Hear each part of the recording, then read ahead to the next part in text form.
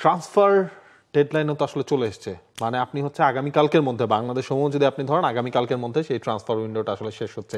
শেষ দিনে কি কি নাটক বাকি আছে? সবচেয়ে বড় নাটকটা তো মনে হয় ইসাক যাচ্ছেন নাকি নিউক্যাসলে থাকছেন, নাকি নিউক্যাসলে উনি খেলবেনও না কিন্তু হচ্ছে নিউক্যাসলের সাথে থাকা, এটাই মনে হয় সবচেয়ে লাস্ট ডে ডিলেমা। সেই নাটকটা একটু মোর পরিবর্তন করে দিয়েছেন আমাদের নিকোলাস জ্যাকসন ভাই সাহেব। আপনি চিন্তা করেন, নিকোলাস জ্যাকসনের জায়গা থেকে একবার চিন্তা করেন যে তিনি মিউনিখে উড়ে গেলেন, হি ইজ স্মাইলিং, তিনি দরজা থেকে নেমেছেন, সব কিছু কিন্তু আমরা ভিডিওতে দেখেছি। হ্যাঁ, তার এজেন্ট তাকে নিয়ে যাচ্ছেন, সেই মুহূর্তে লিয়াম দেলাপ পড়লেন ইনজুরিতে, একটা হ্যামস্ট্রিং ইনজুরি হলো। ওইদিকে মিউনিখে কি হচ্ছে স্ট্যামফোর্ড ব্রিজে কেউ জানে না। সেখান থেকে এনজো মারেস্কা বললেন যে তার সলিউশন বের করতে হবে, এবং ঠিক ওই মুহূর্তে প্রেস কনফারেন্সের পর তার এজেন্টের কাছে কল গেছে যে you have to come back. আপনি নিকোলাস জ্যাকসনের কথা একবার চিন্তা করেন, সবচেয়ে অন্যতম দামি একটা লোন ফি দিয়ে তাকে বায়ার্ন মিউনিখ উড়িয়ে নিয়ে গেল এবং বেচারা তিনি সাইন করতে পারলেন না। This is the deadline day drama we need, this is the deadline day drama we were missing, এবং সেটা is on Alexander Isak, Nicolas Jackson. কার কি হবে তার আগে আমরা একটু দেখে নিতে চাই কারা এই সপ্তাহে উল্লেখযোগ্য দল বদল করেছেন। গার্নাচোকে রিভিল করা হয়েছে চেলসির ম্যাচের পর। নিক ভোল্টেমাডা তিনি নিউক্যাসলে এসছেন বায়ার্ন মিউনিখে না গিয়ে 85 মিলিয়ন ইউরো দেশ, তিনি সম্ভবত ইজাকের রিপ্লেসমেন্ট হতে যাচ্ছেন। শাভি সিমন্সকে ইন্ট্রোডিউস করা হয়েছে টটনহ্যামের হয়ে, তবে ম্যাচ দেখে তিনি হয়তো একটু কোয়েশ্চেন করতে পারেন যে তিনি কেন টটনহ্যামে এসছেন। নিকোলাস সাভোনা, ক্রিস্টোফার এনকুঙ্কু তারা দল বদল করেছেন, এর নামে রয়েছেন ইয়েরেমি পিনো, লুকাস ভাস্কেস, কার্নি চুকুমেকা এবং টাইলার ডিবলিং। মোটামুটি এই সপ্তাহের সবচেয়ে বড় চান্সফারগুলো এটাই ছিল, কিন্তু এর চাইতেও বড় ট্রান্সফারগুলো অপেক্ষা করছে এই দুইটা দিন, আজকের দিন এবং পরবর্তী দিনের জন্য। সেইখানে হয়তো রাসমুস হয়লুন্ড, তাকে দেখা যাবে ম্যানচেস্টার ইউনাইটেড, তিনি ছেড়ে নাপোলিতে যে জয়েন করবেন, যে নাপোলি গতকালকে আসলে জয় পেয়েছে, এবং নাপোলির তো একটা স্ট্রাইকার আপনার দরকার, যেহেতু রোমেলু লুকাকু ইনজুরিতে পড়ে গেছেন, এটা একটা বড় আপডেট আসতে পারে। একই সাথে ইসাক, তিনি কি নিউক্যাসলে থাকছেন নাকি হচ্ছে নিউক্যাসলের সাথে তার সম্পর্কটা ছিন্ন হচ্ছে? লিভারপুল তাকে কি শেষ পর্যন্ত দলে নেয় কিনা? আর্নে স্লটকে এই ম্যাচের আগেও, অর্থাৎ আর্সেনালের বিপক্ষে ম্যাচের আগেও এই নিয়ে কথা বলতে হয়েছে। তিনি বলছেন ইসাক তো এখনো আসলে ট্রেনিংও করছে না, আমরাও এই ব্যাপারটা নিয়ে ভাববো। এই জায়গায় আমার মনে হয় বড় নামের ক্ষেত্রে ইনকাপিয়ে তার ডিলটা আসলে সাইন হয়ে যাবে খুব অল্প সময়ের মধ্যে, সেটা ধরে নেওয়া যায়। লিভারপুলের ওই সেন্টার ব্যাক দরকার, যেহেতু আপনি ধরে নিতে পারেন লিভারপুল নেক্সট বার ইব্রাহিমা কোনা থেকে তারা হারাতে যাচ্ছে, দ্যাট মিনস তার কন্ট্রাক্ট শেষ হয়ে যাচ্ছে। মার্ক গেহি, এটা তো একটা ভালো সাইনিং হবে। মার্ক গেহি একটা দুর্দান্ত সাইনিং হবে লিভারপুলের জন্য, ক্রিস্টাল প্যালেসের বর্তমান ক্যাপ্টেন, চেলসি একাডেমির প্রোডাক্ট, দুর্দান্ত একটা সাইনিং হতে যাচ্ছে মার্ক গেহিটা। তবে সবচেয়ে যেটা আমার লক্ষ্য থাকবে, মানে আমার নজর থাকবে লুকাস পাকেতার দিকে, তার একটা লোন ডিল নিয়ে কথা হচ্ছে, এবং সেখানে বিরাট টাকা পয়সার খেলা আছে। ওয়েস্ট হ্যামে তিনি খেলতে চান না বলে দিয়েছেন, সানডেতে তিনি দলে থাকতে চান না।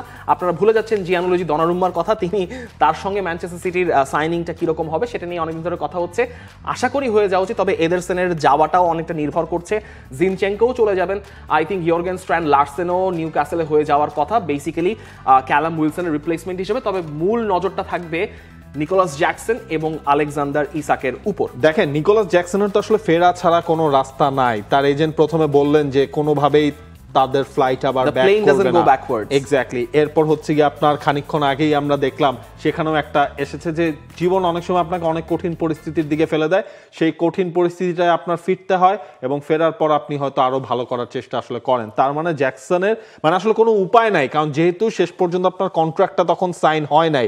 বায়ার্ন মিউনিখও তো আসলে আনলাকি, আপনি যদি দেখেন ভল্টামাডার দিকে তারা টার্গেট করলো, সেই ডিলটা আপনার হলো না। আপনি হচ্ছে গিয়ে শাভি সিমন্সকেও আপনি হচ্ছে গিয়ে পেলেন না, মানে আপনি অ্যাটাকিং থার্ডে আপনার হ্যারি কেইনের রিপ্লেসমেন্ট এখন পর্যন্ত আপনি বের করতে পারেন নাই। এর মাঝে নিকোলাস জ্যাকসনকে আনতে চাইলেন ফরওয়ার্ড পজিশনে, নিকোলাস জ্যাকসনকেও তো আসলে চেলসি ছাড়বে না, কারণ আপনার সেখানে এনজো মারেস্কা তো ডিরেক্ট বলেছেন আপনার দলে 2 নাম্বার 9 আপনার সিজন জুড়ে আসলে লাগবে। কারণ হচ্ছে কি আপনি যে লিয়াম দালাব যে আপনার 2 মাসের মতো হচ্ছে ইনজুরিতে তিনি ছিটকে গেলেন, তাহলে তো আপনার হচ্ছে গিয়ে জোয়া পেড্রো ছাড়া আপনার দলে হচ্ছে কোনো নাম্বার 9 নাই, তখন তো আপনি নিকোলাস জ্যাকসনকে কেন হারাবেন? এটাকে আমি চেলসি বোর্ডের অদূরদর্শিতাকে একটু দোষারোপ করব, কারণ আপনি জানেন যে 2 নাম্বার 9 নিয়ে খেললে আপনার যে কোনো মুহূর্তে একজন পড়ে গেলে ইনজুরিতে আপনি আপনার এই ধরনের স্যালভেজ করতে হবে। মার্ক গিউকে তারা লোনে দিয়ে দিয়েছে, তারা ক্রিস্টোফার এনকুঙ্কুকে ছেড়ে দিল। এবং এই ডিলটা যদি একদিন আগেও হয়ে যেত, ধরেন এই ডিলটা ম্যাচের আগে বায়ার্ন মিউনিখ তারা সাইন করে ফেলো, তাহলে তো নিকোলাস জ্যাকসনকে পাওয়ার কোনো উপায় নেই। সেক্ষেত্রে লাস্ট মোমেন্টে তাদেরকে আবার কোনো একটা হয়তো ফরওয়ার্ড সাইন করতে হতে পারতো খুব বেশি টাকা দিয়ে, এছাড়া তো উপায় নেই। সেক্ষেত্রে চেলসি বোর্ড একটু মনে হয় এদিক ওদিক করে ফেলেছে। তবে বায়ার্ন মিউনিখকে আপনি সবচেয়ে দুর্ভাগা বলতে পারেন, they are the rejection FC. Florian Wirtz থেকে শুরু হলো, ফ্লোরিয়ান ভার্টস, তারপর শাভি সিমন্স, এরপর নিকোলাস জ্যাকসন আসতে চাইলেন এবং নিকোলাস জ্যাকসন কিন্তু এখনও মিউনিখেই অবস্থান করছেন। তার আজকে ভাগ্যটা কি হয়, যদিও চেলসি বোর্ড তারা বলেছে তারা কন্ট্রাক্টে সাইন করবেন, ডকুমেন্টে সাইন করবেন, কিন্তু আপনার যদি প্লেয়ার না ফেরত আসে তাহলে তো আরেক সমস্যা, আরেক জটিলতা, সেক্ষেত্রে তাকে তো ফেরত আনতে হবে। এবং এই নিকোলাস জ্যাকসনকে আপনি কিভাবে খেলাবেন, যে যিনি খেলতেই চাবেন না।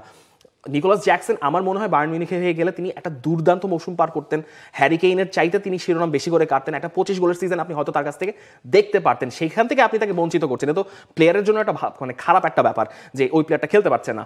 সো নিকোলাস জ্যাকসন যেরকম এরকম একটা সিচুয়েশন আছেন, আলেকজান্ডার ইসাককেও ছেড়ে দেওয়াটা মনে হয় নিউকাসলের জন্যই ভালো একটা ডিসিশন হবে, কারণ আপনি ইসাককে খেলাতে পারবেন না আলটিমেটলি। আর সেখান থেকে যদি আপনি একজন না খেলানো প্লেয়ার থেকে আপনি 150 মিলিয়ন ইউরো আয় করতে পারেন, হোয়াটস ব্যাড ইন দ্যাট? লিভারপুলের জন্য ভালো, যদিও একটু অতিরিক্ত টাকা খরচ হবে, বাট স্টিল ইসাক আসলে মনে হয় লিভারপুলের আরো বাড়বে, অবশ্যই বাড়বে।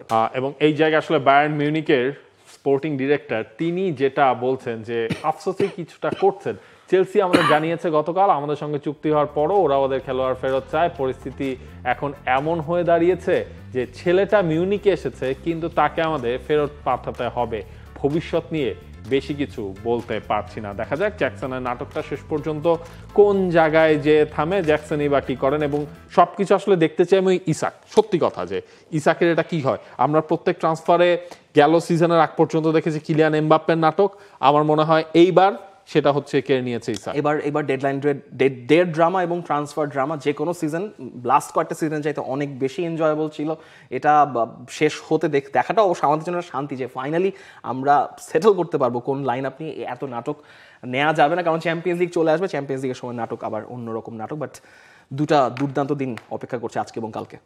For more updates, subscribe to our YouTube channel and click on the bell icon. Follow us on Facebook and Instagram. Download T-Sports app to enjoy exciting games and highlights. Visit tsports.com.